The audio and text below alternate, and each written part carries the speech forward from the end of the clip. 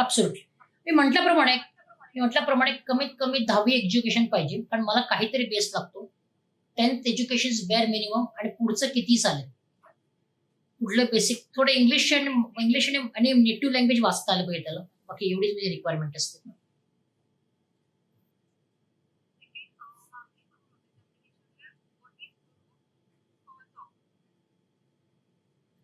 हा प्रश्न अर्धवट आहे. Root cause of what? Basically what is the root cause of what? Lack of English. हा, मी जेवढं समजतं लॅक ऑफ, त्यांना बहुतेक असं what is the root cause. Basically the root cause of any language is confidence. Proper system, proper way, proper method, proper coach. So this is a vast question to answer.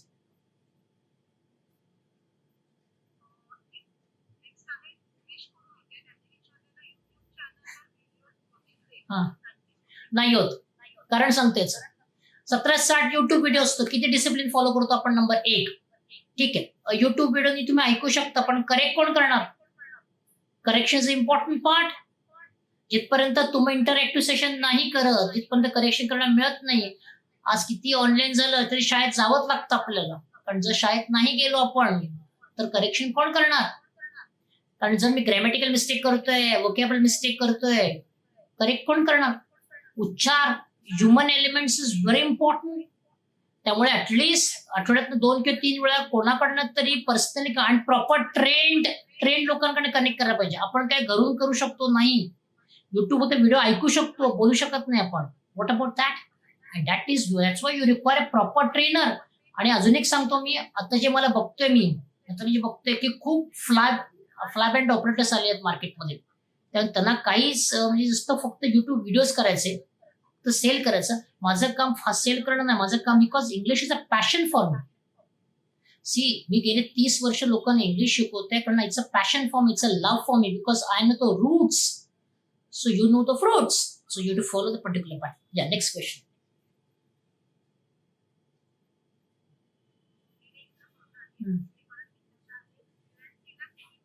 Depends on how much you respond. सगळं follow करणार असाल. पहिली गोष्ट म्हणजे तुम्हाला तुमच्या coach किंवा ट्रेनरकडे surrender व्हावं लागतं. पहिली गोष्ट म्हणजे ओके, जिथपर्यंत तुम्ही सरेंडर होत नाही तिथपर्यंत होऊ शकत नाही. दुसरी गोष्ट, प्रॉपर सिस्टम फॉलो करावी लागते. ओके, तुमचं नॉलेज किती आहे ते बघावं लागतं. तुम्ही कसं रिस्पॉन्स देताय, किती डिवोटेड आहात, किती फोकस्ड आहात. पण आम्ही असं म्हणतो की आम्ही जे सिस्टम अडॉप्ट केलेली आहे 3 भागात आम्ही अडॉप्ट केलेली आहे. कारण पहिलं टेस्टिंग आमचं 15 दिवसात होतं. 15 दिवसात कळतं की व्यक्ती किती सिन्सिअर आहे. कारण कसं असतं माहिती, ते पॉपकॉर्नवाले ना, पॉपकॉर्न कसे फुटतात ना, हळूहळू तसे फुटतात एक आणि नंतर शांत होतं. तर ते कंटिन्युटी मेंटेन करायला लागते त्याला. कुठलीही गोष्ट कॉन्फिडन्स आणि कन्सिस्टन्सी नव्हती. तुम्ही जर कन्सिस्टन्सी मेंटेन केलं, कॉन्फिडन्स मेंटेन केलं, तर obviously it is nothing like that. त्यामुळे coming to your question, how much your devoted you are and do you follow the instruction. Because generally we believe the 45 days are sufficient provided everything falls in right place. Proviso will falls in. बाकी सगळं आम्ही follow करतो. That is not a major issue. You can take next question.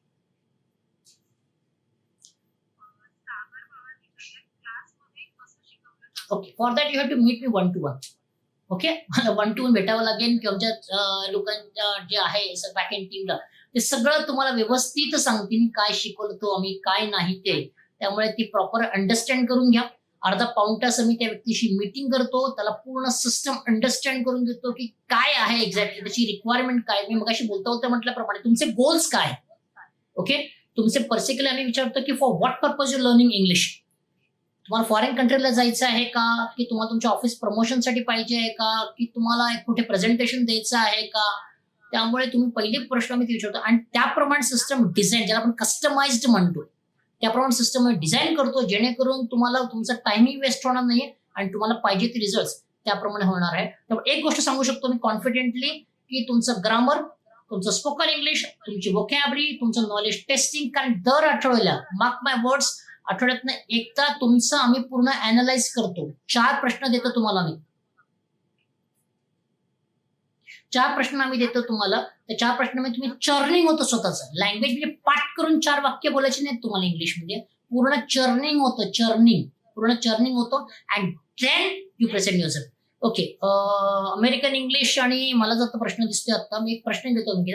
तर प्रश्न, American English आणि British इंग्लिशने काय फरक आहे? जमीन आसमानाचा फरक आहे, जमीन आसमानाचा. ओके, पहिली गोष्ट म्हणजे अमेरिकामध्ये ग्रामर नाही आहे.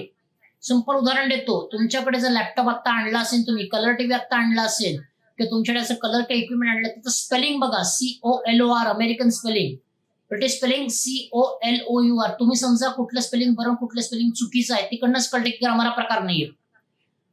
COLOUR कलर जे आहे हे ब्रिटिश इंग्लिश, आपण ब्रिटिश इंग्लिश फॉलो करतो, कारण लक्षात घ्या ब्रिटिश इंग्लिश हे ऑथेंटिक, परफेक्ट आणि सिस्टमॅटिक इंग्लिश आहे. अमेरिकेमध्ये इंग्लिश प्रकार नाहीये, फक्त ते कॉन्टेक्स्ट जातात. आपल्याला तसं करायचं नाही आहे. आपल्याला व्यवस्थित बटणं जर उलटी सुटी लावली तर काय होईल सांगा? बटणं लावलेली आहेत, तसं अमेरिकन इंग्लिश असतं. ब्रिटिश इंग्लिशमध्ये तुम्हाला सगळं परफेक्शनिस्ट करून जे आम्ही फॉलो करतो, ब्रिटिश इंग्लिश फॉलो करणं हा मेजर प्लस आहे. व्यवस्थित आणि परफेक्ट शिकत असेल any time, British English is absolutely there. या next question you can take again. नाही ते हो चालेल चालेल. No, it's very easy, provided follow the system. मी बोलतो मग अशी म्हटलं, focus system and road to greatness never reach. Focus पाहिजे आपल्याला आणि सिस्टम अडॉप्ट करा. सिस्टम मी फक्त 3 टेन्स सांगितलं, तीन फक्त. ही तर सुरुवात आहे. जेव्हा तुम्ही ती सिस्टमॅटिकल, एक लक्षात घ्या, हे लाईफ लॉंग प्रोसेस आहे. जर आत्ता शिकलं व्यवस्थित, बेसिक्स आहेत, बेसिक जर स्ट्रॉंग असेल, ज्या बिल्डिंगचा पाया जर कच्चा असेल, बिल्डिंग कोलॅप्स होणार आहे. त्यामुळे ग्रामर कठीण नाहीये, फक्त तुम्ही ते इंटरेस्ट दाखवायला पाहिजे आणि फोकस दाखवायला पाहिजे. That's all. That is the only answer I can give.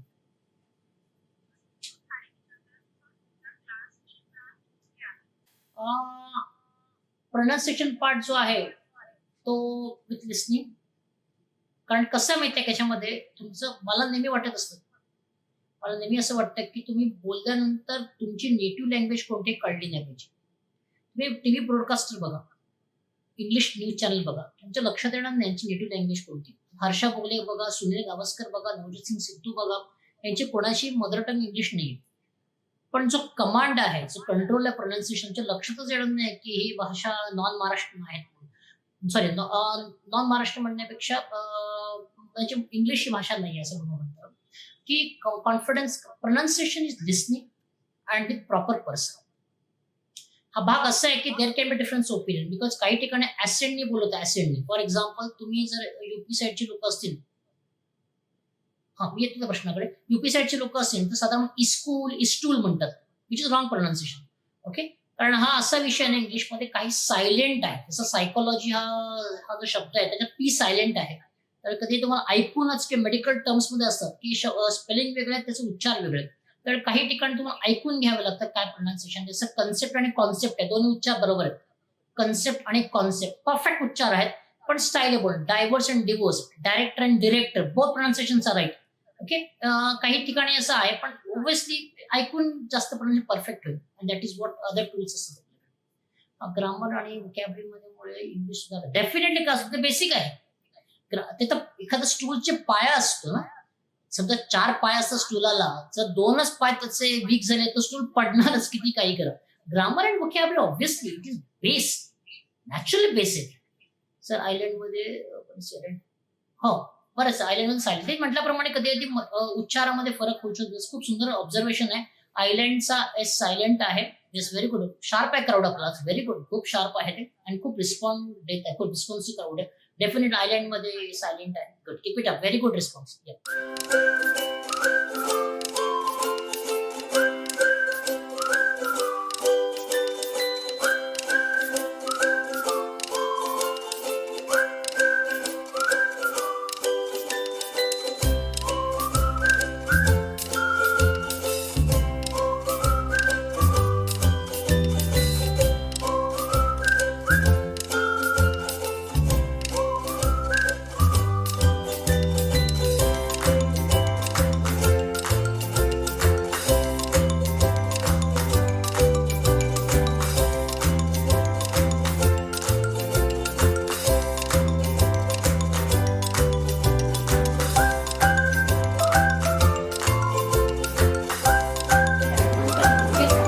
Region wise, प्रत्येक सिटी वाईज, स्टेबल फूड